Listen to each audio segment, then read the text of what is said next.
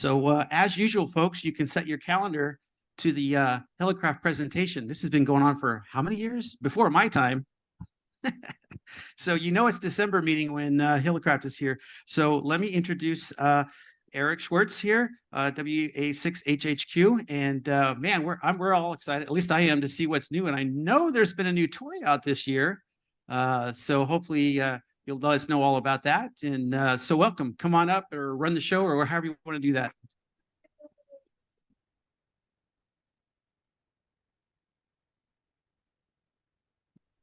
Back here.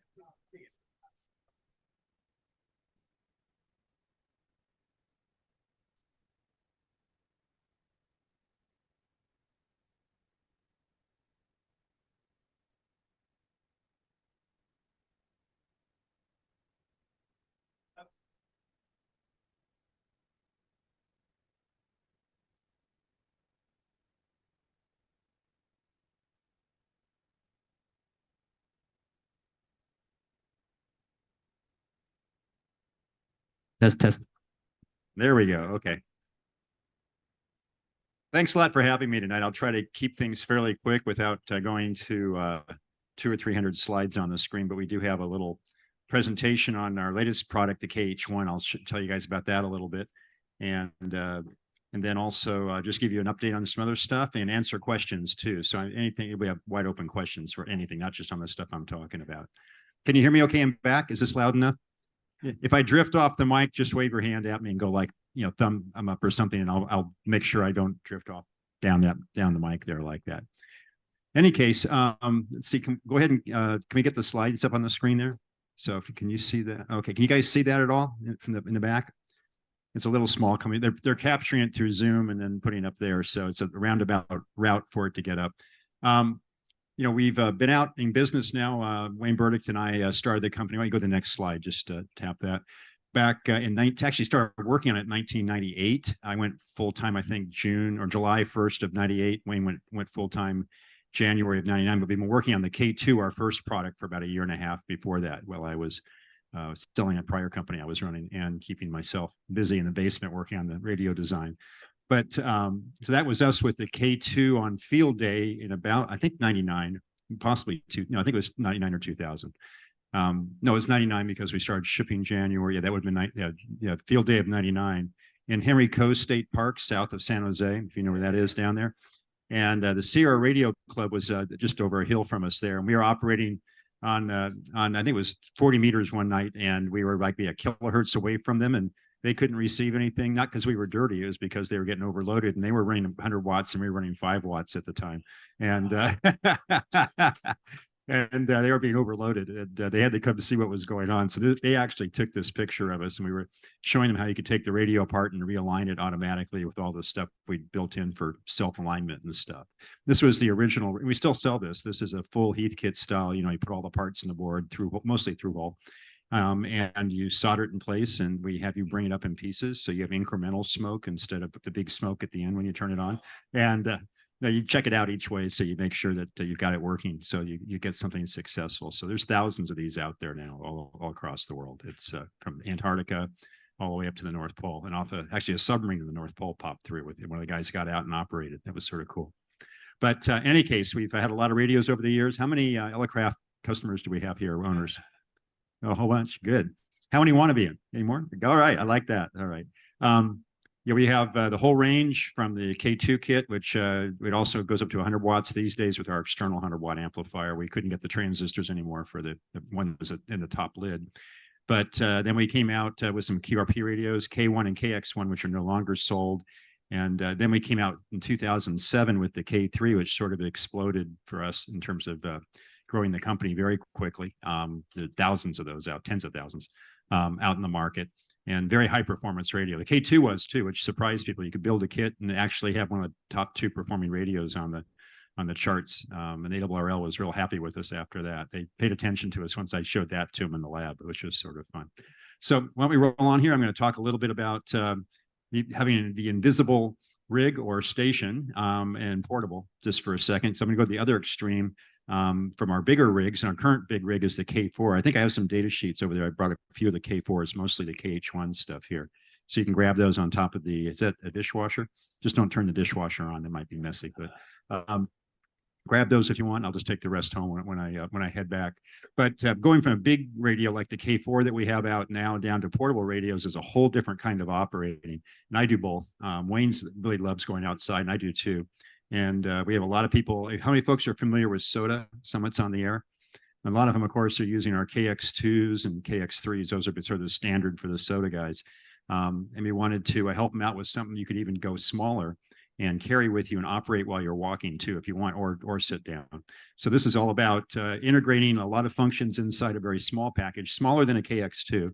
And so we miniaturized it. It's really designed for all terrain while you're walking. If you don't have to even be sitting down, you can operate. There's a lot ability to log and everything built in here, tuner, you name it, and some flexibility relative to antennas also. So we did something very small. If you want to see how some things have evolved a little bit, go on to the next slide here. So this is not small QRP. I don't know if you can tell. This is probably from the 1960s with tube operated radios in the field with big batteries and stuff. So we wanted, that's when we came out with the K2, was to be a little bit smaller than that. But go ahead, next slide. And no, that's a K4 portable with an AX1 on the back of it. That actually was on the air, but no, that's not how we operate portable these days. But we were having fun with that. Go ahead, next slide. That's what that looks like. But so that's the K4, the current top of the line radio that we do. And who's that? Yeah, you sure do. Not heavy though. It's just about 14 inches across, but it's pan adapter and everything. I've had that here a few times. You guys have seen me show that off. By the way, just one note, we've got that working now, K4 to K4 remote. Like I'm operating working DX from my home station from the office over the internet. I just hit one button and it's all, now it's the screen and everything is that remote radio. I can control the amplifier and stuff with another screen and stuff. And you don't have to do anything fancy. It's push a button and go once you tell it what address you're at. Yes, sir. You can interrupt me anytime. That's fine. Oh. Yes, we're working on that right now, as a matter of fact. Question is, we can make a K40, which is a control head, basically portable. And we've got both a software project going for that and the K40. Actually, we're the front panel, just not the front panel, it's the same front panel as the K4, but it's about 4 inches deep, a little bit smaller dimension, single board computer controlling it, and also basically all the same I/O as a K4, so you can hook it up to your wherever you are, to your logging computer and everything. And it'll, even your FT8 program, it'll act just like you're talking to the big radio, but you're talking through the internet, but with the same front panel.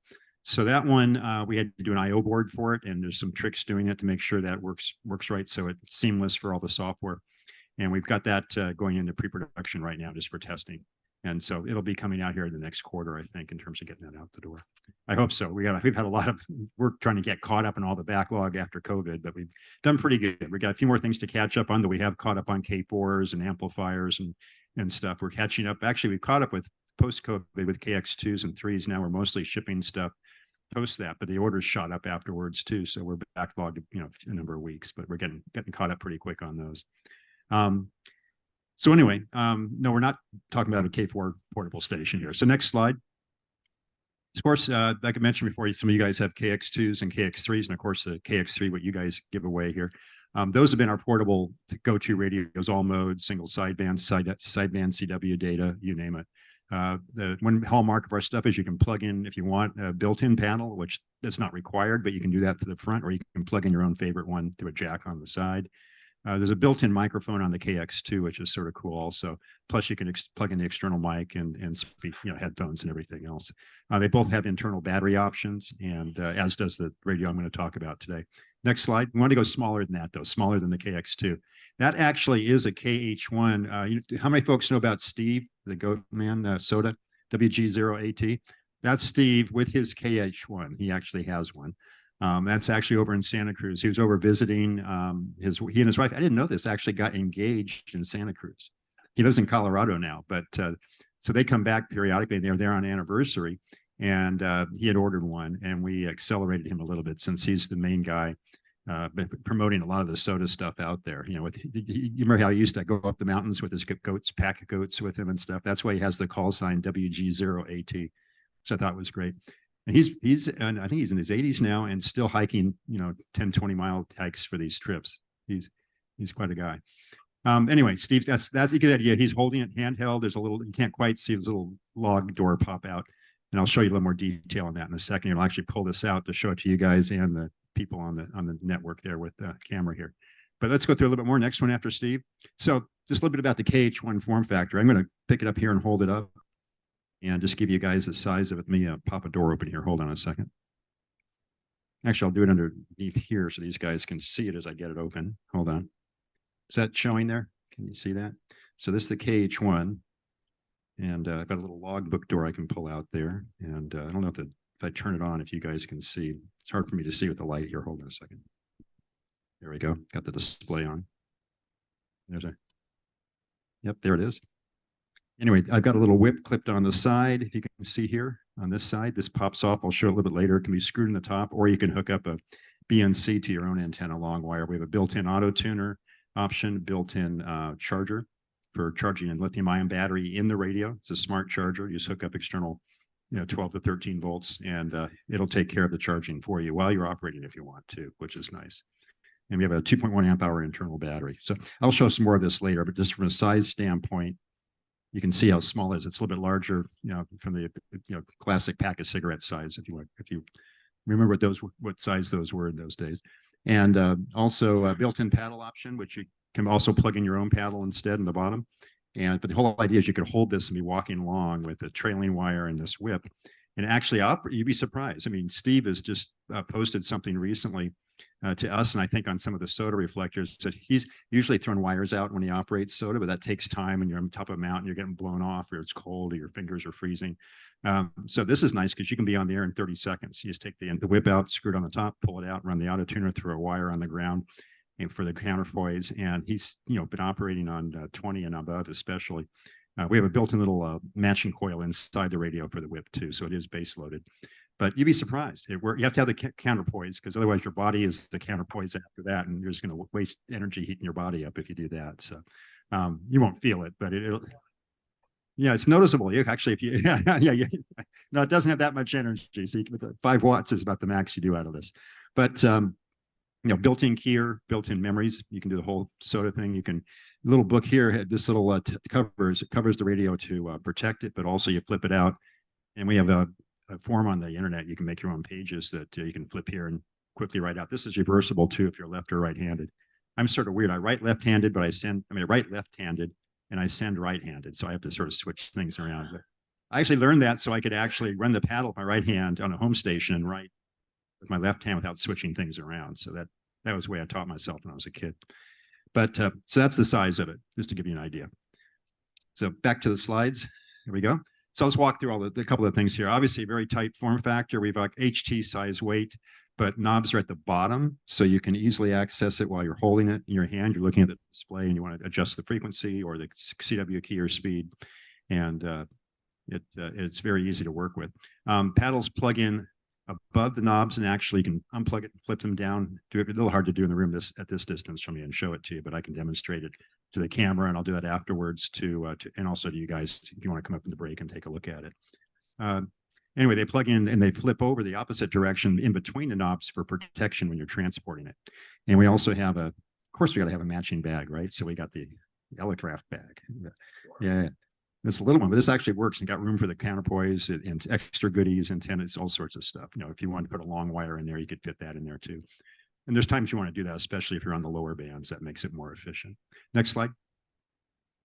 So there's your sides. It's basically 4.4 inches high, 2.3 wide, and 1.2 deep. With the 2.1 amp lithium-ion battery in there, it's only 12 ounces. So that's real nice if you're going off, and you can get up and go. You literally just pull your bag, take this bag with you, and you're out the door. And the range of the ATU, it's not going to match the whip to 80 meters. It won't go that low, but certainly stuff, especially from I think 30 meters and above, it does quite well. Yes. Oh, question. I didn't see your hand. I'm sorry. Yeah, absolutely. Yeah. Yeah, you keep it. Just don't make them think it's a video game or something. You'll never see it again. But yeah, you can take it when you go visit your grandkids, and you can run out in the back of the house and the backyard and operate for about 30 minutes, then come back in and have the kids crawl over you and then go back out and do that again. So it's a quick thing you can do. And literally it's very non-obtrusive. So you can even stick it in the glove compartment and stuff. 40 through 15 meters is the 5 bands we cover with it. People ask why we didn't put 10 meters in the lower bands. You run out of space at a certain point trying to fit that all in there and also provide matching range. And the low bands, it's tough, obviously, with the built-in whip, but you can operate on them with the radio down through 40 meters with a wire out of it. So, it's a BNC on the top. I have a little binding post, dual binding post, banana plug type, or ground and ground wire. There's also a post on the top for a ground lead too. So you can just screw it on there too. Next slide. And that's what the paddle looks like, the built-in one we have. The paddles are 3D printed, as are the top and the bottom of the radio. There's a lot of detail in those. This is all really strong, sort of nylon-based 3D printing, and also the paddles themselves. So that is, we can iterate very quickly with that. And there's now full production scale 3D printing companies. One called Xometry that has a whole bunch of subcontractors that do their printing. They can turn moderate quantities for us in a week, and they can turn 500 or more in a couple of weeks or something. It's a lot faster and no molds or anything like that, like you had to do with plastic injection in the past. And we introduced this at Pacificon. I'm still selling because we got so many orders that first weekend at Pacificon and on the web. I'm still shipping. I got the 19th covered. That was the first day we put it up. But the 20th, we've got this big bump. You should see my online Shopify thing. It's like that. And we're working our way through that still. But then we're waiting for the next batch of external parts to come in right now, and circuit boards. Boards are all built. By the way, all these parts are built in the States too, in terms of all the big pieces that we do and all the circuit board assembly. Parts come from all around the world, but most of them we buy over here. So there's the paddle, and it's a nice one too. I'll just send for a second so you can see how well it works. Hold it for those of you that are CW ops. Not gonna be as good as your fancy heavy duty brass one on the desk, but it's great for portable operation. I'll put the mic near it too. Hope it won't feedback here. You can hear it on the speaker.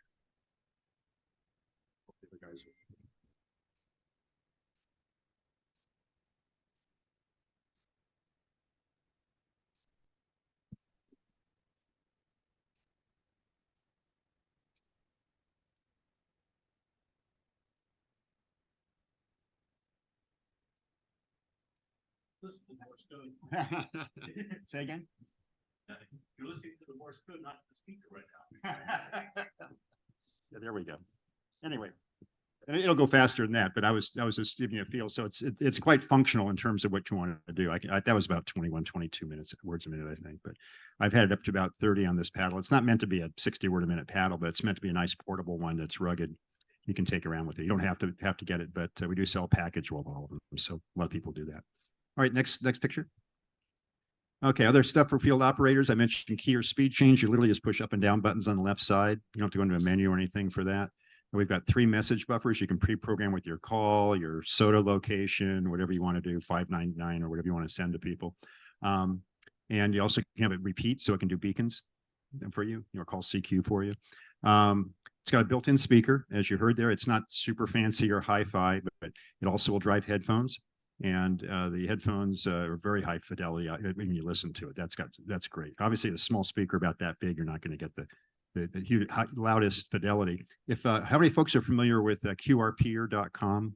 Tom Witherspoon. So you've probably seen some of his videos with us here. The first video he shot, he had a problem with his camera because he didn't have all the right cables, I guess, or to hook in for direct audio into it off the headphones. And so he had the speaker cranked up full blast so you could hear it outside. And of course, it distorts a little bit when you do that too. But he made a whole pile up of contacts with that while he did it. And in the subsequent videos, he runs it off this headphone output, which of course is the best hi-fi output. Speaker, you can scan the band a little bit. It'll cruise and sort of show you where signals are on the LCD. It's a very simple pan adapter, but it'll do that for you. Built-in RIT and XITT. You can go split and work DX if you want. So I've done that. My first radio I built actually that before we started the company was Wayne's NorCal 40 that the NorCal QRP Club had. Any people built that here? That's going back in ancient history, but that was about the mid-90s. 4 watts on 40 meters, 108 countries in 1 year. So I kept pretty busy doing that. So that hooked me, even though I turned my alpha off, so I wasn't going through that. So, okay, next slide. Okay, why CW? How many folks here are not CW operators at all? Oh, we got lots of red meat here. We can get people hooked up.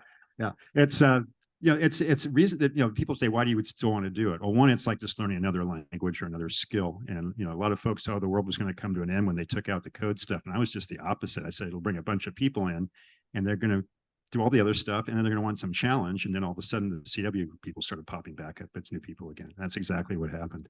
But it also has some technical advantages, unlike single sideband, where you have maybe a 2.5 or 3 kilohertz bandwidth, which lets through more background noise, which means you have to have a stronger signal to have good signal to noise ratio. CW can operate in under 500 hertz bandwidth. And quite at that speed I was sending, you can even go narrower with no problem. Well, that pulls the noise down by that same ratio, and you get about a 10 dB relative improvement as you narrow that down dramatically over the sideband signals. So running 5 watts on CW is like 50 watts on sideband. So you can actually make contacts all around the world with very simple setups, small antennas, low power. I'm not saying you have to do that. All my whole life I've done everything from 1 milliwatts to kilowatts. So, but it's one way that's a lot of fun. And you sort of bob and weave and get really good at working stations and pileups and stuff and sending when the other guys aren't. And it's surprising how many people you can work that way. So it's a lot of fun. Just trying to sell it a little bit. I'm not an acolyte for just one type of operation, but I really enjoy it when I do it. It's basically Morse code's used for the majority of the summits on the air contacts for exactly that reason. They can make more contacts. People can get through a lot easier.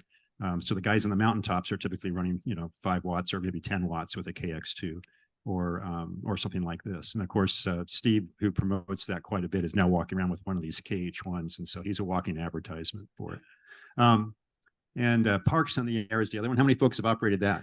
Yeah, that's even more accessible. Same thing. There's a lot, quite a few people operating on POTA now too with it, and both of course on sideband radios. I work a number of those guys, and on CW. But it's a lot of fun. Versus data modes, it's a simpler UI, and you can actually have a full conversation and not let the computer do all the work for you, which is sort of fun. But it has similar advantages to what a lot of the data modes do in weak signal conditions. Some of the data modes can make a contact better, but it's not going to in a weak signal, but it's not necessarily going to be a conversational one. So that's the big difference. So all good stuff. Next slide. So that's just an overall picture of it. There's, like I mentioned, there's 2 antenna connectors on the top. There's a little whip on the clips that come with it as an option on the side. We have a package that includes all this stuff, but so you can slide it. The antenna doesn't go back down inside. We wanted to keep the box as small as possible, so it just unscrews and clips on the side. It's also nice because that's the one part people can break all the time on radios, and so we sell a lot of replacement whips for $9.95.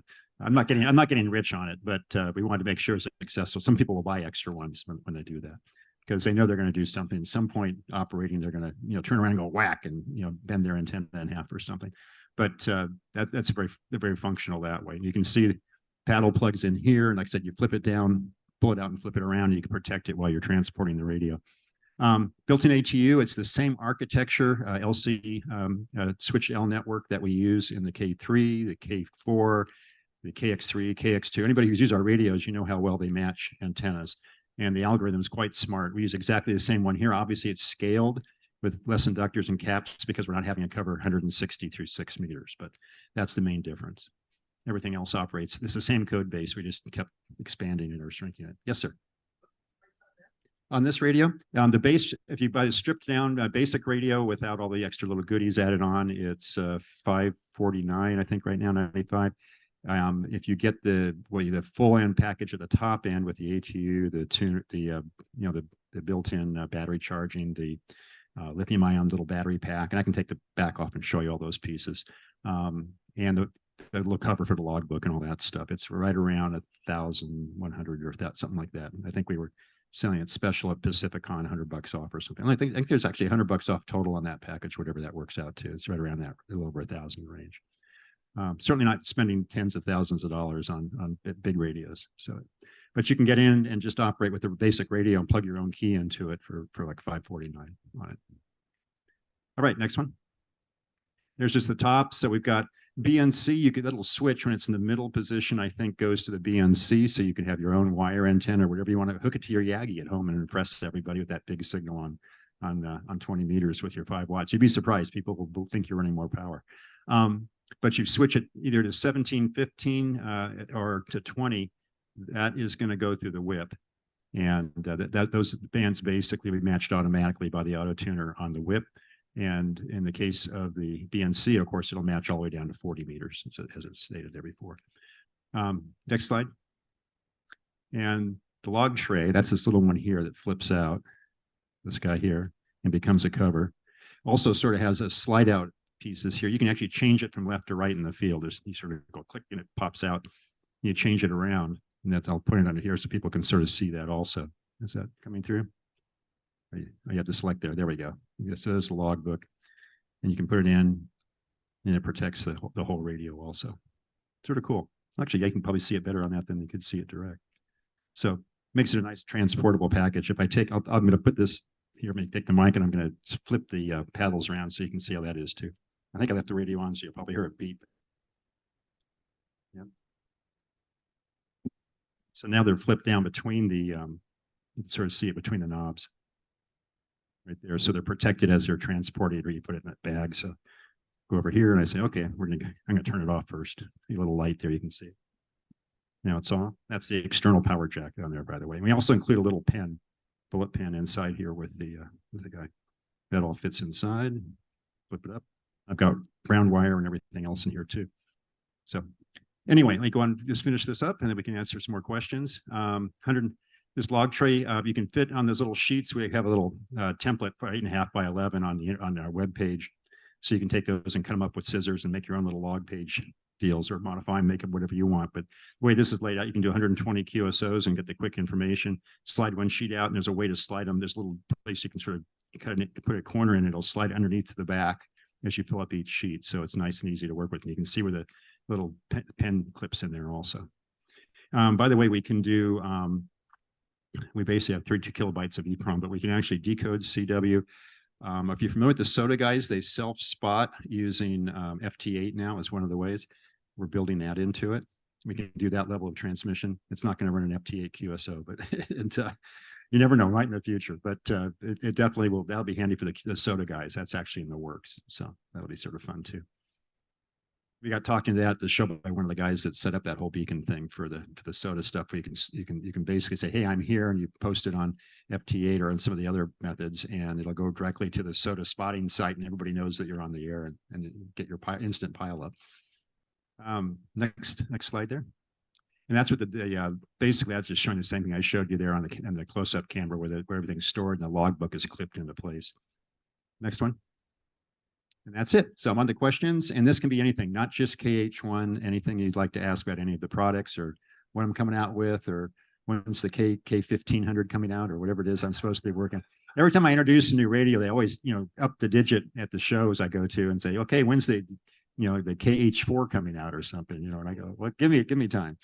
Yeah, I'll say next week, and then I'll wink at them because it'll be slightly delayed after that one. But so right now we're busy with K4s, KH1s, and of course our mainline products, the KX2, KX3, and the amplifiers and stuff. Yes, sir, I'm back.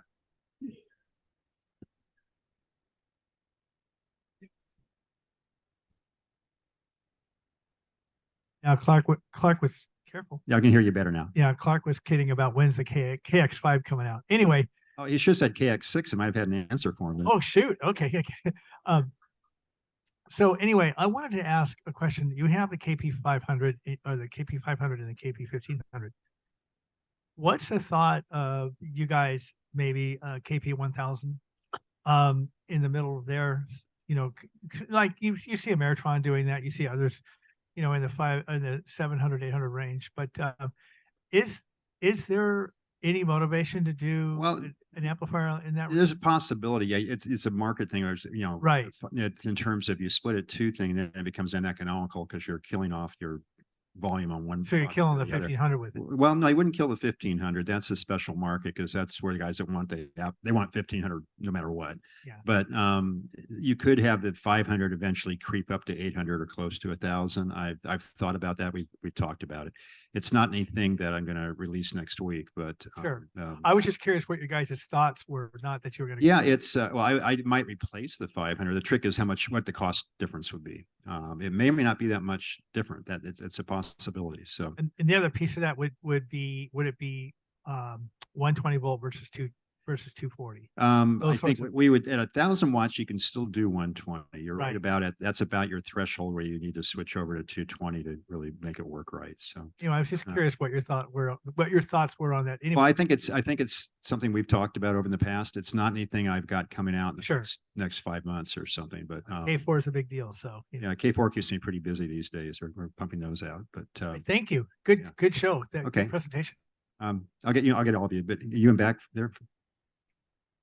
So going the other direction from Daryl, Okay. the KXP a 100, which is always back ordered. Just curious, like, Not much anymore. We're pretty close on those now. oh, okay. I just keep checking your website. It's always back ordered. Oh, well, actually you should, back order might be just a couple, 2 to 4 weeks. It's not months or years. I mean, Okay. yeah, we've gotten past most of that now on most of the radios, except for KX2s. I'm probably about 6 to 8 weeks on the ones that are coming in because we had a slight delay on some parts this last month because we sold a whole bunch, shipped them, and then the orders kept coming in. So, but that's a good problem to have, but it is tough these days. Could you talk a little bit about what you feel are the advantages of your amps, so like the KXPA 100 specifically versus like some of the other? I'm looking for an amp to add to a QRP radio. Right. Well, there's a lot of different amps out there. There's the hard rock ones that you're familiar with, I'm sure, and he makes good stuff also. We basically offer a high level of integration both with our own products, but also with other ones. Like we have built-in frequency counters; they'll follow you around. Our auto tuners that are built as an option on those are, like I said, incredible. You just makes the whole thing just work. I think no one's actually matched inside an amplifier the quality of auto tuner we put out there, and like the 1500 has that same algorithm in it as does the 100. So that's a big deal. You can talk to us over serial on those and control them with your own software if you want. They're pretty smart. They integrate tightly with our stuff. In the case like a KX 2 or 3, especially on those radios, you can tell what's going on with the amp to some extent also. And of course, they'll know where the radio is even before you transmit. So they're talking to it over a cable. They're very high quality construction. It's not going to be as simple as some of the other competitors out there. We had a bunch out of China, but the quality of the emissions and everything else is not as clean as we are. We meet all the FCC specs and also the CE specs over in Europe because we sell those over in Europe too on those. So I'd say like in the 500 watt class and of course 1500 watt class, there's only 2 US made amplifiers in that. Ourself and Flex. Flex actually is not made in the U.S. It's made over in where is it? Montenegro, I think, where they buy that from them and relabel it over here for a Flex product. But they're good too. It's a good amplifier. Nothing wrong with that amplifier either. So we all have our little advantages in terms of different things we can do. They're similar price points too in terms of the high end amplifiers. But if you're talking 100 watt amplifier for your QRP rig, I'd say ours is pretty much both like that and the KPA 500 are bricks. They just run. It's hard to kill them. People do really nasty things to them and they keep on working. Now, not that you can't blow it up. People are really good at blowing amplifiers up. I've discovered. Yeah, amplifier compared to radios, amplifier customers, they find amazing things they can do. What they don't realize, I have a log inside those amplifiers tracking what they're doing. So I don't know who they've been talking to, but I do know what band they were on and what band, like on the 1500 watt amplifier, they're running FT8 at 15 or maybe even 1800 watts, So we usually know what caused the amplifier to go down. And it takes a lot, to kill amps, but especially in the 100 and the 500 watt area, those are a little harder to abuse because we've got, a lot more room to work with. And so that, all of them are great amplifiers, and none of them are wimpy from a survival standpoint. The 1500s we've got in contest stations. The guys going down to Clipperton Island have 2 of the 1500s right now, and they'll be on the air in, when is it? They have 2 K4s from us, and I think some other ones are bringing. They'll be on the air, DXpedition, right around middle of January, I think, late January. So you'll hear our stuff on the air down there too, so you can check it out. Hope, does that answer your question? Is that okay? We had another question I thought over here. Fellow in the blue, did you have one? Yeah, here's, let him get the microphone to you here. And guys, hear me okay? Is this loud enough? Yeah. Okay. Yeah, I was gonna I'll wake you back up. You would have done it anyways, but when you get to redoing the KPA 500, keep the same size, but switching power supply so it's not such a chunkster to lug around. Yeah, that's actually a challenge. So the challenge is, he says, you know, if we did something on the 500 in that chassis, if we can do it at higher power, it just means you may have to move more air, which means more fan noise.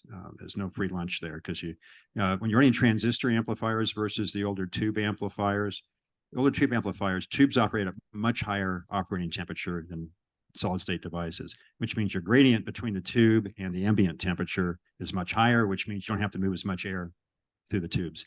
So that's why you always hear more fan noise on solid state amplifiers, because we're operating much lower temperature ranges on those devices than tubes. You mentioned about, but that's the challenge in terms of keeping it in the same size package for higher power amplifier in the KPA 500 chassis. In the case of putting switching power supplies inside, there's a trade-off here. The linear supply is in there for two reasons. One, it's reliable as heck. You can't kill it. I mean, it just works. But it's a heavy transformer. The problem is with a switcher in there, it's lighter, but you've now got a noise source right next to your TR network inside this thing. And believe me, I did some early prototypes on our 1500, way before the 1500 came out. I had ones that I was good at blowing up when I was testing them. But we also built our own switching supplies and even commercial ones. And we actually found that it's very hard, especially in the lower bands, to keep that noise out of that. People are very picky about that on the lower bands, which is where it's mostly prevalent. So we haven't done that. Like in the 1500, our switching supply is actually a separate box. For that reason, among other things, it also keeps a small desktop unit. But if we can get a quiet enough one, I'm not saying it's not doable. I'd love to do that, but I just can't say when. It's just such a nice size. Oh, it's a APA wonderful size, yeah. It's so convenient. Yeah. But it gives you all that exercise carrying it around with It sure does. You're just like so afraid of dropping that thing. Oh, yeah. With all that weight, the chassis will. Yeah. And put a lot of foam around it when you do that, so you don't. Yeah. You know, flying with it is kind of a chore. Yep. Yeah, Yep. thank you. They're still popular though for that. Any other questions? What else can I answer for you guys? Oh, how about here in the back? Right there. I was wondering if you could tell us a little bit about the first radio you built, and actually the inception of the company. What was your background at that point? What were you trying to build that hadn't been built before, and what was hard? Oh, sure. Was... Well, that was the K2. Let me back up. I can go back in ancient history, but my background, I'm an electrical engineer. Went back east to school. I was born in the East Bay in Oakland, grew up in the Bay Area, defected to the East Coast, went to the Ivy Leagues. I'm one of the few electrical engineers out of Yale, believe it or not, but they actually do have an electrical engineering department there. Came back to Silicon Valley as a design engineer, engineering manager, then doing my own companies over a number of years. And I've been doing my own companies now for, 35 years at least. I had a company called Verisys that made protocol analyzers for the SCSI bus back when it was a parallel bus back in the 90s. And that did very well for us. These are high-end, Adaptec, IBM, all these guys were using our products, using FPGAs, some of the very early FPGAs from Xilinx. So did a lot of FPGA design, but also, well, I'm an analog and digital guy and also software. But I've been managing stuff for so long, I kicked myself out of engineering pretty early on our projects. But the K2 was designed by Wayne Burdick and myself, and he's N6KR, also a designer.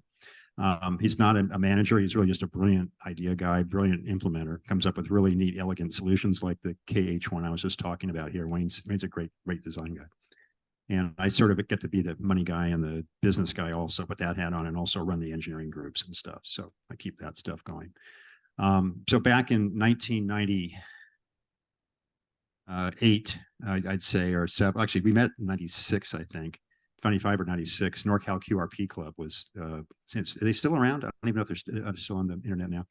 But Doug Hendricks was running that. And Wayne was the third member in that club. And I had bought his NorCal 40 little QRP rig. Is just something a bit fun to build because I wasn't doing much design work in those days. I was running my SCSI analyzer company.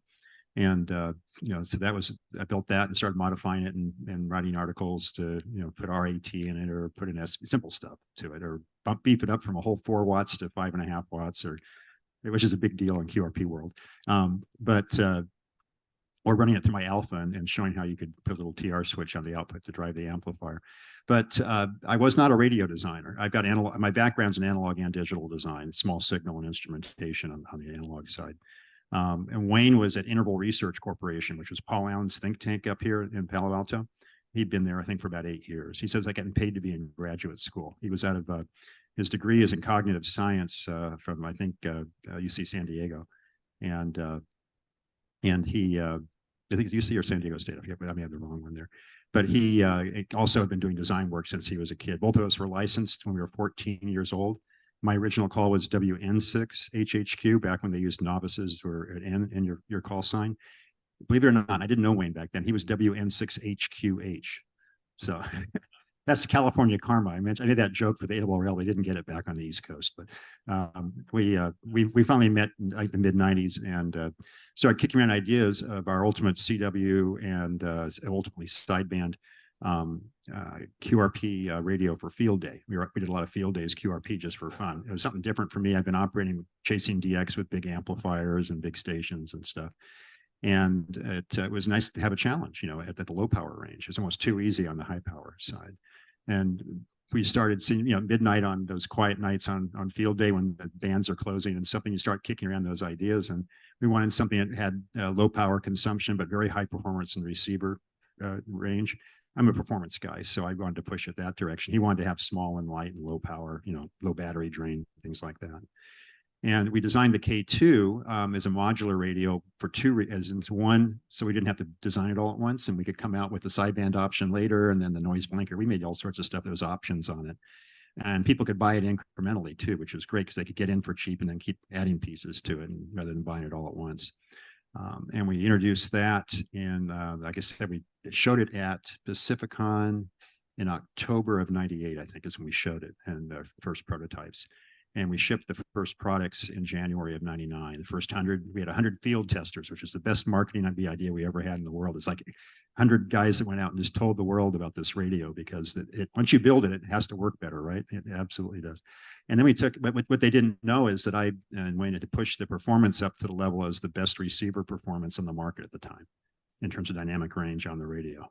And we had a very quiet, for that time, phase noise, if you're familiar with analog radio design, and that's the cleanliness of the master oscillator in the radio. So when you transmit, ideally you should have just a single, signal, but nothing, it's like hiss on your stereo amplifier. There's always some higher frequency noise. And it goes away as you get further away from the signal. So you want that to be very sharp and not much there because it raises the noise floor elsewhere, but on receive, correspondingly, that whatever noise is out there will mix with signals off your frequency and raise the noise floor and what you're trying to listen inside your little crystal filter on your receiver.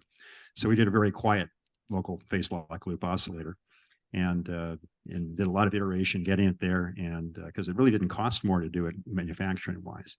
And we actually, I became an expert, and as Wayne was already self-taught, we were both self-taught as kids before we got our degrees and stuff. But he had designed a number of QRP radios, and I'd done a lot of high performance analog stuff. So he put that together. We had some good stuff. It was all microprocessor controlled in terms of the radio, built-in test, things like that. Made our life easier because we didn't want to have a giant support department having to support the radio. There were two guys in a basement, basically. And we were located 60 miles apart. He lives in San Carlos, and I live down in Aptos, south of Santa Cruz. I'm still down there. The factory's in Watsonville. It wasn't in Aptos till we outgrew every building that they could fit us in Aptos. And went into a research park with the usual Silicon Valley style building type thing for us now. So, but we targeted the high end, and that was part of that was because I also wanted to survive as a business person in that part of the market. I didn't want to have a cheap performing radio because we would not be able to get the margin necessary to build the company. We're self-funded, had no outside capital. I put the original seed money in, but we took that out very quickly as the company grew. And we were sort of a cash flow company. We didn't grow like an Apple or something like that because it was self-funding all the way up, but it's been a nice steady growth in a very healthy way. We made it through 2 recessions, introducing products right into those recessions, and we weren't running out of money because we weren't borrowing it from the banks, which was nice, and kept going. And we had enough margin in the product to be able to survive, which is an important thing. So that's sort of a short story on it. Did that answer your question? Or yeah. I'm sure I left something out, or I hope I didn't insult Wayne or anything. I try not to do that unless it's on purpose and vice versa, but One thing, it's like a marriage when you've been working together this long, though. People realize that once they've been around us long enough. Yes. Well, he showed one of the first K2s. Yeah. Yeah, way back. That was, he lives close enough that he could stop by and do that. He's been here. I think he did a couple of presentations over the years. I seem to get the majority of them these days, but we both get out there and talk. I'm the one on all the trade shows and stuff. He comes to Pacificon and Dayton and occasionally one other show sometimes, but I get to do all the other ones and have our team at it and stuff. Any other questions? Anything else? Okay, one back there in the back. Okay. I just want to say I had the opportunity to talk with Eric for, I don't know, with other people for about maybe 45 minutes, an hour, whatever it was at Pacificon. And I just want to say in reference to that rig he's got there, as I understand it, it's a lifetime dream to have that designed and built up. Oh, that was Wayne's lifetime dream on that. Oh, one. his. Yeah, Okay. yeah. Well, there. I support it, but that was his. I gave him 100% credit for that one. It uses a lot of the architecture we've used in our smaller QRP radios, so that wasn't the magic for us, but the packaging and also the reduction in the amount of circuitry required to do it, he had some magic in there. If you look at the schematic, you're going to scratch your head. You have to take a while to figure out how it works. It's sort of interesting, but. Well, I was just going to say that if folks haven't had the opportunity, go up and put your hands on it and actually find out how it works and so on. And there's many different feature sets that are on there that he hasn't reviewed. For example, the container itself has as I understand, a couple of notches in it. So when your ground cable is you can wrapped around it, makes it easy to keep in place. Yeah, I think he has that. If you've got the cover on it, the little cover that just like there's all kinds of little features that are not evident when you just look at it from a brochure or whatever it is. Oh, yeah. And the ability to walk along and communicate with somebody and log it. Yeah. All in one little package there. Yeah, there's places you go on trips for soda or just casual trips where there's no place to sit down. It's muddy or it's rocks or there's things crawling along that you don't want to sit on. I've had that experience where I'm operating a radio and I have a new visitor, and I don't know quite what to do about it while I'm still sending CW or talking on voice. So my voice gets real high real quick, or else I'll be right back. I'll let jump away from whatever's crawling on me.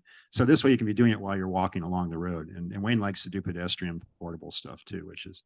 Maybe you can come up with some kind of a snappy name for it, the Pocket Giant or something, some kind of a, that's all encompassing if it's possible. But yeah, I think Pocket Rocket's taken. That was some product years ago. But yeah, there you go. But quite a design indeed. That's fun. Yeah. Very good job.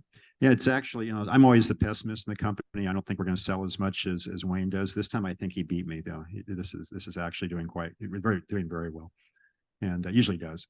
So anyway, I don't want to tie you up any longer. I know you got the other stuff you're going to do, but We have any questions from Zoom? We did I miss somebody or let's make sure that they get the opportunity. Anybody Oh, on I see, off the Zoom, internet? Chat Sure. away. Anybody on Zoom, go to the chat your question.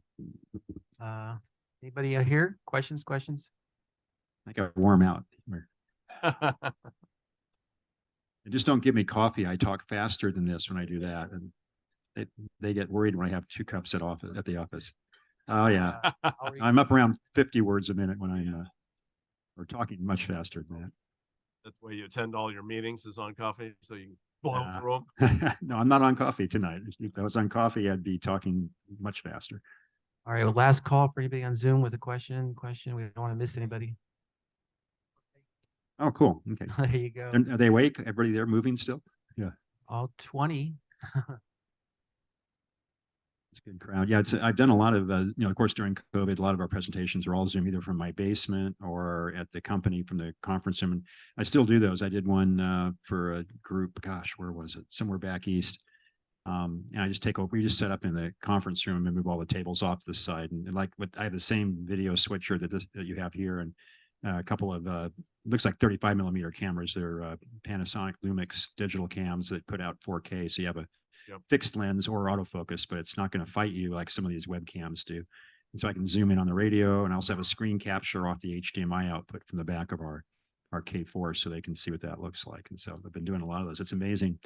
Some of these meetings can get pretty big. It's Yeah. Well, Yeah. COVID has forced us into this new reality. oh yeah, no, absolutely. It's nice to be able to see real people though too. I enjoy that now. So, Absolutely. yeah. Absolutely. We did have one question that came in here. Okay. Will the KPA 500 have a power increase option? Well, that was similar to question what somebody else asked in the back here, right? You're asking Okay. about, was it you? I forget who was asking me, one on the back. You're asked back here. I don't have anything official right now about that to say. It would be tough to, gosh, I really don't know. That would be, because usually when you go to higher power, things change. Amplifier, heat sinks get bigger. Because the heat's always the big thing to get out of the chassis. There's no free lunch when you're operating linear modes, especially.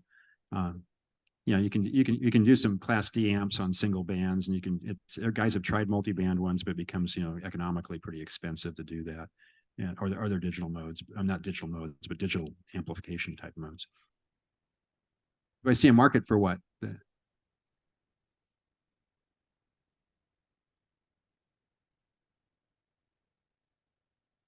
Again, so the question is, do I see a market for a KPA 1000? Sure, absolutely. Just a question of how much it costs, because that's where it trades off.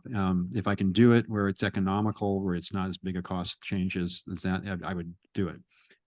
Some parts are getting better now, some are getting more expensive, so it's hard to tell where that's going at the moment.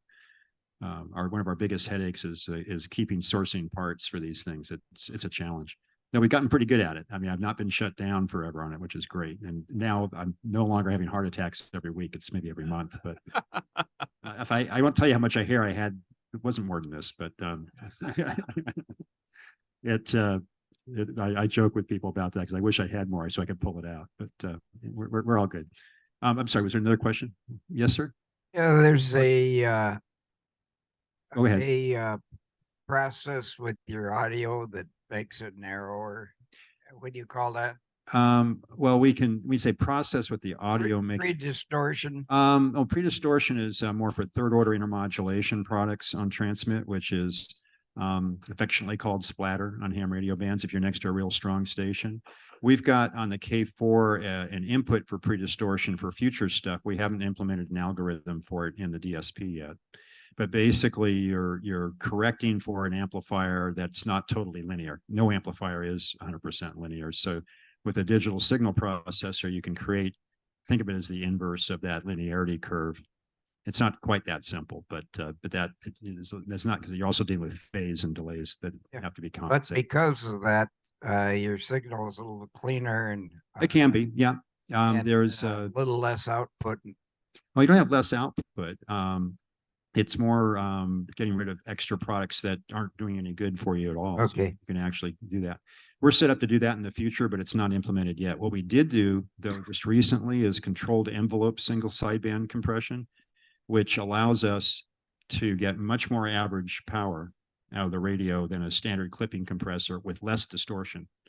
And I was just curious because ICOM has now got out something that they're talking about pre-distortion. Yeah, you're going to see it almost all the radios in the next 5 years, I'm sure. I mean, KX3 might be tough in a small package because the processing capabilities stuff. It's not running the same power unless you're putting it into a 1500 watt amp that most people care about it at that level. Because most folks won't hear it. I mean, it's just unless you're right next to a neighbor or something like that. It's usually a big deal. Yeah, sure. You had a question?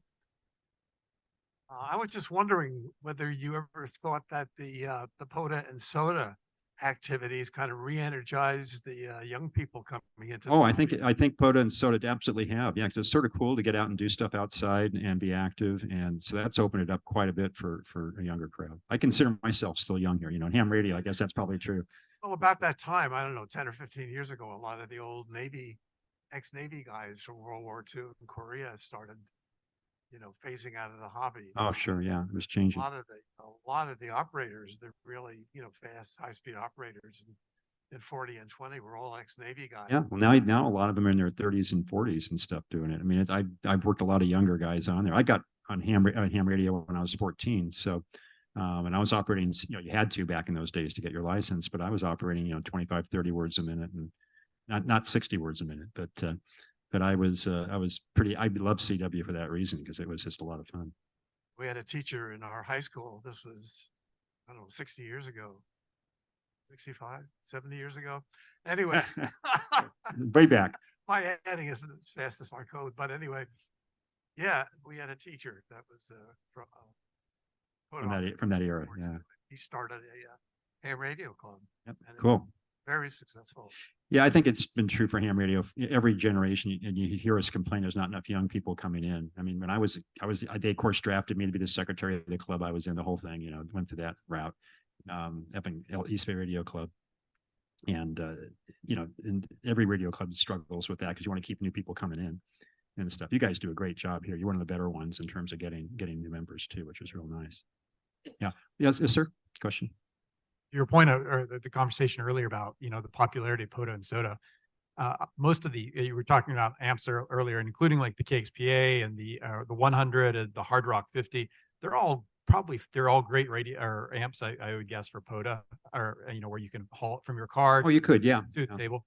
But for those of us that like to actually climb up to a mountain peak, sometimes you do want a little extra oomph when the band conditions are bad. Yeah. On that 10 watt. But that means bigger batteries. That means, there's no free lunch and all of that. Or a big solar panel. Yeah. But the question is, do you see an opportunity? There really aren't any amps that are designed to be, put in a backpack and hauled to the top of a hill. Yeah, that's not a bad idea. Yeah, it's a challenge. It's because the people that would want to take an amp is a probably much smaller group than what is doing the stuff on SOTA and POTA right now.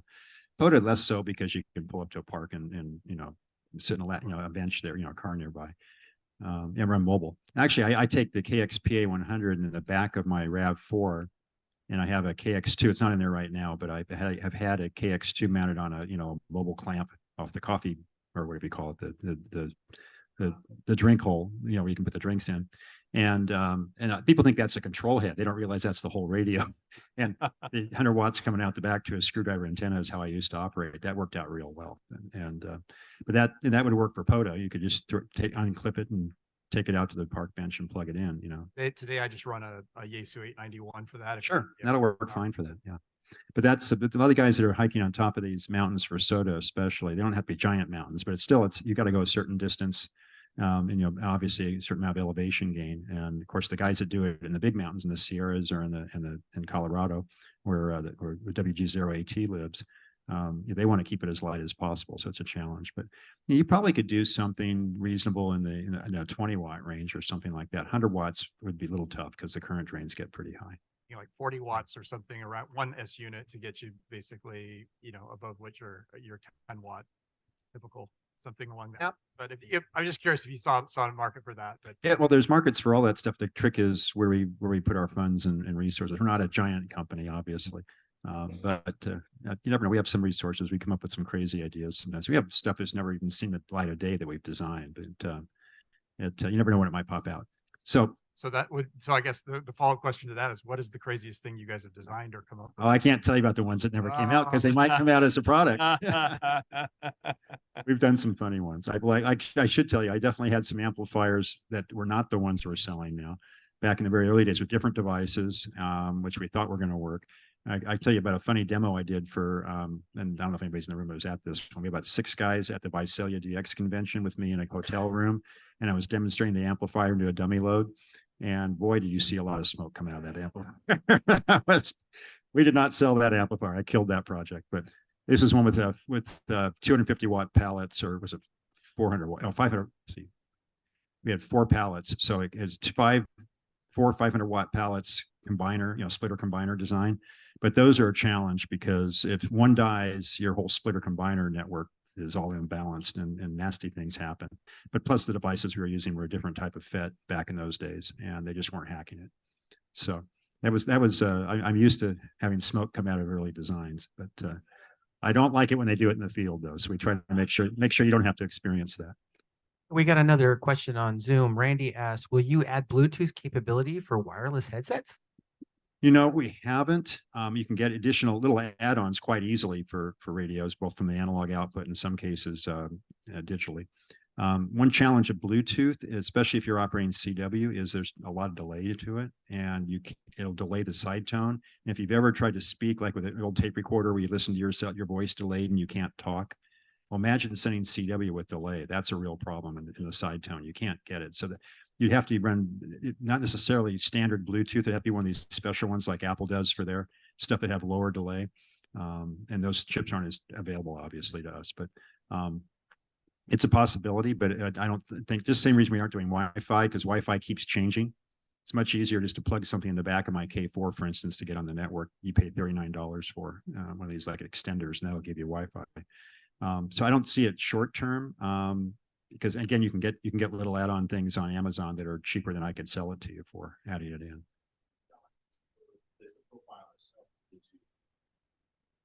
Yeah, I know. Yeah, no, it's not trivial. Okay, anything else? I want to keep you guys awake before you fall asleep, and I have to drive back home eventually here. So thanks a lot. All right. Okay. Thank you, Eric. Appreciate it. And feel free to contact me afterwards on your break too. Perfect.